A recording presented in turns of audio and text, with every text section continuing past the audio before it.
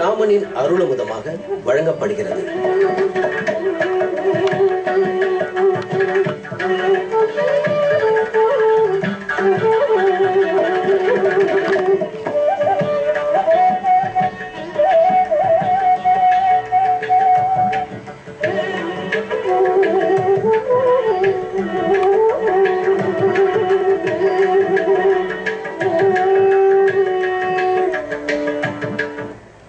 உலகம் யாவையும் தாம் உளவாக்கலும் நிலை பெறுத்தலும் நீக்கலும் நீங்களா அழகிலா விளையாட்டுடையாரவர் தலைவர் அன்னவர்க்கே சரண் நாங்களே. கம்பராமாயணத்தில் முதல் பாடலில் கடவுளை வாழ்த்தி வணங்குகிறார். உலகத்தை எல்லாம் படைத்து காத்து அழிப்பவன் பகவான் திருமால். அவனே ஸ்ரீராமனாக அவதரித்து தீயவர்களை அழிக்கிறார், நல்லார்களை காக்கிறார், தர்மத்தை எல்லாம் நிலைநிறுத்துகிறார். அவ்வெம்பெருமானை பற்றி கம்பர் வெகு சிறப்பான 10,000 பாடல்கள் பாடியுள்ளார். ஆதி காவியமான் வால்மீகி ராமாயணத்தை அடியொற்றி தெள்ளிய தமிழிலே கம்பர் கம்பராமாயணத்தை இயற்றியுள்ளார். அவ்வப்போது இயன்ற போதெல்லாம் கம்பராமாயண செய்யுள்களையும் சேர்த்து நாம் பார்த்து வருகிறோம். இப்போது ஜனஸ்தானத்தில் கரதூஷணாதிகளுடைய ராமம் சண்டையிட்டது, பின்னால் சூர்பனகை ராவணனிடத்திலே வந்து புகார் செய்தது, ராவணன் மாரீச்சனிடத்திலே போய் மாயமானாக வர வேண்டியது ஆகிய கதைகளை பார்ப்போம். கம்பராமாயணத்தின்படி இந்த நிகழ்வுகளை பார்ப்பதற்கு முன்னால் ரொம்ப ஆச்சரியமான ராமர் அவருடைய திருமஞ்சனத்தை தரிசிக்க போகிறோம். சிங்கிலிக்குப்பம் சென்னையிலிருந்து செங்குன்றம் மார்க்கமாக திருவள்ளூர், அந்த வழியில் வாணியன் சத்திரத்திலிருந்து 1 கிலோமீட்டர் தூரத்தில், அலமாதி ஊரிலிருந்து 4 கிலோமீட்டர் தூரத்தில் சிங்கிலிக்குப்பம் ஊர் உள்ளது. கோதண்டராமன் பெருமானுடைய அற்புதமான திருமேனி. மூலவரை சித்திர ரூபத்தில் சேவித்துக் கொள்ளுகிறோம். உயரமான எம்பெருமான், நடுவே ஸ்ரீராமன், ஓர் புறத்தில் லக்ஷ்மணன், மற்றொரு புறத்தில் சீதை, ஆஞ்சநேய சுவாமி அவர்களை வணங்கி கொண்டே எழுந்துருளி இருக்கிறார். உற்சவருக்கு நாம் சென்ற அன்று அற்புத திருமஞ்சனம் நடைபெற்றது. அபிஷேகம், திருமஞ்சனம் என்றெல்லாம் கொண்டாடுகிறோம். பெருமானை குளிர்விக்கும் உபசாரம். இதோ ஒவ்வொன்றாக அவருக்கு வரிசையாய் பால் திருமஞ்சனம், தயிர் திருமஞ்சனம் ஆகியவையெல்லாம் நடைபெறுகின்றன. நடுவிலே உற்சவர் நெருங்க போய் சேவித்தால் அழகு கொஞ்சும் திருமுகமண்டலம், பேசத் துடிக்கும் திரு உதடுகள், கருணையை பொழியும் திருக்கண்கள், அகன்னு பறந்திருக்கும் திருநெற்றியில் துலங்கும் திருநாமம், இழுத்து கட்டப்பட்ட சிகை, ஆச்சரியமான திருக்குழல், நீண்ட கிரீடம், பாகூதண்டங்கள், அகன்னிருக்கிற திருத்தோள்கள், நீண்ட திருக்கைகள், இப்படி பரமசுந்தர மூர்த்தியாக ராமன் எழுந்துருளி உள்ளார். உயர்த்தி பிடித்த இடது திருக்கையில் வில்லும், வளைத்து பிடித்த வலது திருக்கையில் அர்த்த சந்திர வடிவத்தில் இருக்கும் அம்பையும் சேவித்துக் கொள்ளுகிறோம். உற்சவமூர்த்திகளை தரிசித்துக் கொண்டே ஆஞ்சநேயர் நிமிர்ந்த திருக்கோலத்தோட கைகளை கூப்பிக்கொண்டு கதையை கீழே வைத்து ஹஸ்தத்தோட சேவை சாதிக்கிறார். பெருமான் ராமச்சந்திரனின் திருமார்பில் லக்ஷ்மி பதக்கம், ஆச்சரியமான வெள்ளி பதக்கம், தன் ஆட்சியார தானே திருமார்பில் எழுந்துருள பண்ணி கொண்டிருக்கிறார். திருமஞ்சனத்தை மேலும் தரிசிக்கிறோம். முதலில் பாலால் திருமஞ்சனம். பால் போன்ற இனிமையானவன், வெளுத்த உள்ளம் படைத்தவன் எம்பெருமான். அடுத்து தயிர். பாலுக்குள்ளேதான் தயிர் உண்டு, ஆனால் பாலே தயிர் அல்ல. பாலை உரகுத்தி பின்னால் தானே தயிராகும். அதை போல் வெறுமனே பக்தி இருந்தா போதுமா? இடைவிடாமல் பெருமான தியானித்தால் தான் தயிர் போல் அவர் கிட்டுவார். அடுத்து தேன். பல புஷ்பங்களிலிருந்து எடுத்து வரப்பட்ட ரசங்கள் கலந்ததுதானே தேன். அதை போல் பல பல நல்ல பண்புகளின் குணக்கூட்டம், பண்புகளின் கூட்டம்தான் ஸ்ரீ ராமச்சந்திரன். இத்திருக்கோயிலின் சிறப்பு, அர்ச்சக சுவாமிகள் எல்லாம் பெருமானிடத்தில் பரிவோடே கைங்கரியம் புரிகிறார்கள். பார்த்து பார்த்து தங்கள் குழந்தைக்கு செய்யுமா போலே, அரசனுக்கு செய்கிறா போலே, இளவரசனுக்கு செய்யுமா போலே பணிவிடை புரிகிறார்கள். இதோ மஞ்சள் காப்பு சாத்தும் நேர்த்தி, சந்தனம், மஞ்சள், குங்குமம் இதெல்லாம் பெருமானுக்கு எடுத்தது. ஓரோரு இடத்திலும் மஞ்சள் காப்பு சமர்ப்பித்து அதுக்கு அலங்கரிக்குமா போலே இதோ குங்குமத்தையும் இழிசுகிறார்கள். மஞ்சளும் குங்குமமாக சேர்ந்து பெருமானுக்கு ஒரு கவச்சத்தை போலே விளங்குகிறது. இதிலும் திருமஞ்சனம். ஆச்சரியமான எத்தனை வர்ணக்கலவை! அவரே நிகு நிகுன்னு அழகான விக்கிரக ரூபத்தில் உள்ளார். அவருக்கு மஞ்சள் காப்பு, அதில் குங்குமம், சிவக்கு குங்குமம், விழக்கூடிய தண்ணீர் அனைத்தும் மஞ்சள் நீர். மேலும் அதோடு இல்லாமல் அழகான துளசி மாலை பச்சை வர்ணத்தில், கதம்ப மாலை சகப்பு பச்சை வெள்ளை ஆகிய புஷ்பங்கள். இது இத்தனை வர்ணமும் சேர்ந்து ஆகாயத்தில் ஒரு 7 வானவில் எப்படி கடிநடம் புரியுமோ அதை போல ராமன் எழுந்துருளி உள்ளார். திருமஞ்சனம் முடிந்த பிற்பாடு ஊஞ்சலில் எழுந்துருள பண்ணி புஷ்பாலங்காரம், புதியதாக வஸ்திரம் சமர்ப்பித்து ராஜா வேஷத்தில பெருமாள் எழுந்துருளி உள்ளார். தலையிலே இருக்கும் கிரீடம், அதில் சுற்றி இருக்கும் பூ, அரசன் அலங்காரத்திலே நிறைய புஷ்பங்களை சாத்தி கொண்டு ஊஞ்சலில் முன்னும் பின்னும், டோலைன்னு சொல்லுவார்கள், முன்னும் பின்னும் ராமன் அசைந்து அசைந்து நமக்கு அனுகிரகம் புரிகிறார். என்று சிங்கிலி குப்பத்தில் ராமனுடைய திருமஞ்சனம், அவருடைய ஆச்சரியமான அலங்கார திருக்கோலம், அவனுக்கு நடந்த திருவாராதனம், இவை அனைத்தையும் சேவித்துக் கொண்டோம். இத்தோட கம்பராமாயணத்தை பார்ப்போம்னு சொல்லியிருந்தேனே, அந்த கதையை கேட்கலாம். கரன் வதை படலம்.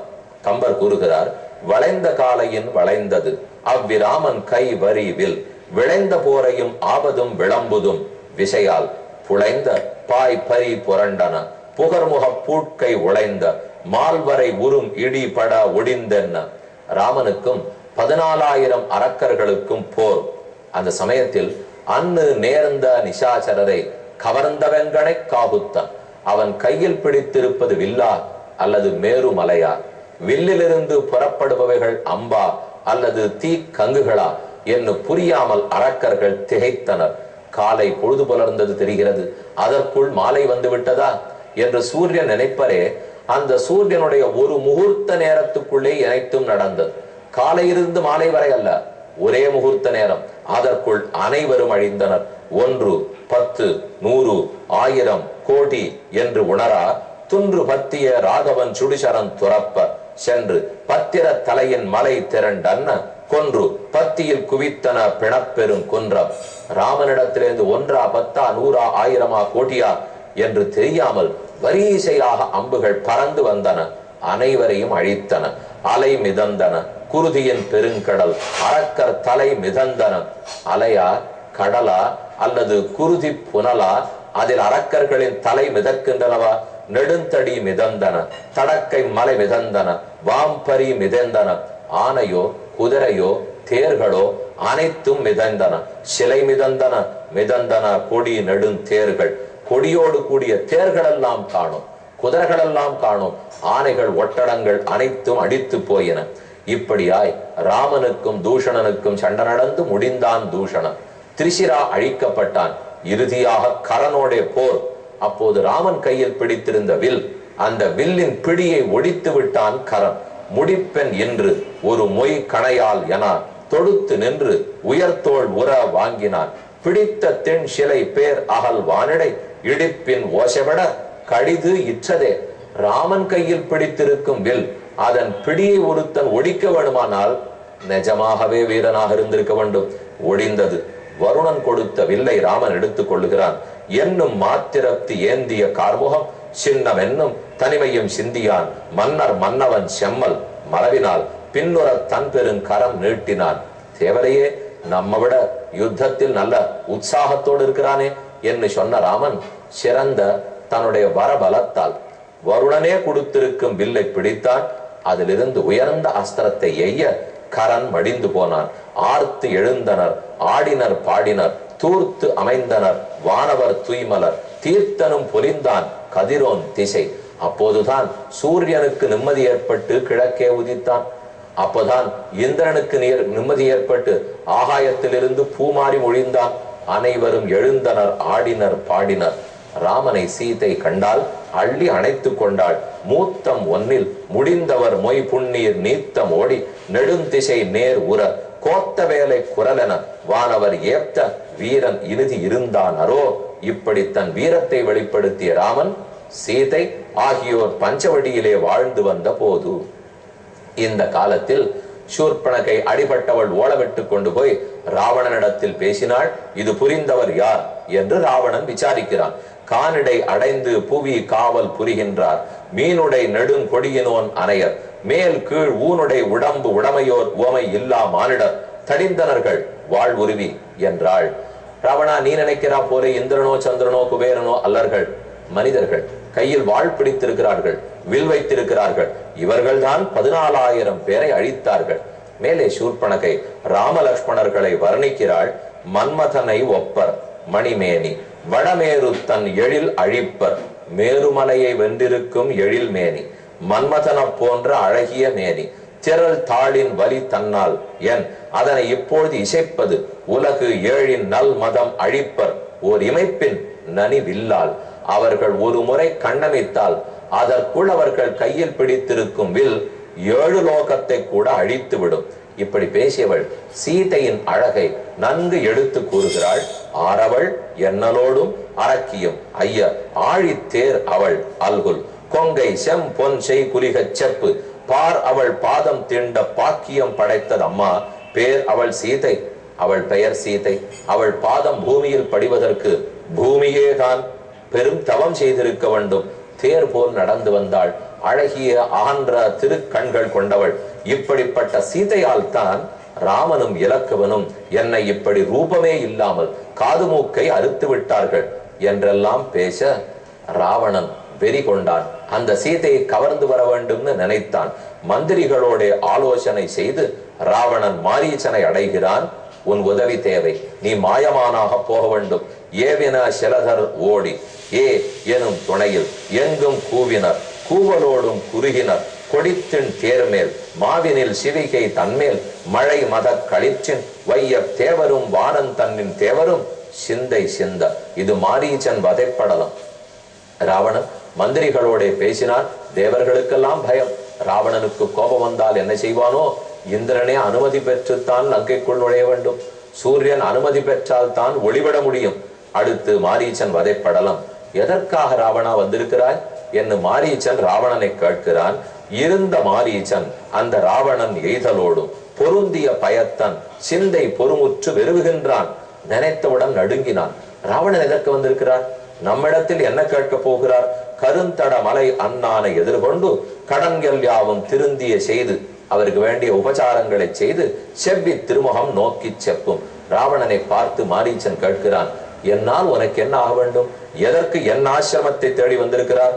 அப்போது ராவணன் பதில் கூறுகிறான், ஆனது அனைத்தும் ஆவி தரித்தேன் அயர்கின்றேன் போனது பொறுப்பும் மேன்மையும் அற்றேன் புகழோடும் யான் அது உனக்கு என்று எங்கன் உரைக்கேன். இனி என் பெருமையெல்லாம் இழந்தேன், புகழை இழந்தேன். இனி ராவணன் பேர் சொல்லிக் கொள்ளவே வெட்கப்படுகிறேன். என் கதையை எப்படி சொல்லுவேன்? கூட பிறந்தவர்கள் அனைவரும் அழிக்கப்பட்டார்கள். பழி தீர்க்க துடிக்கிறேன். வானவருக்கும் நாண அடுக்கும் வசை மன்னோ.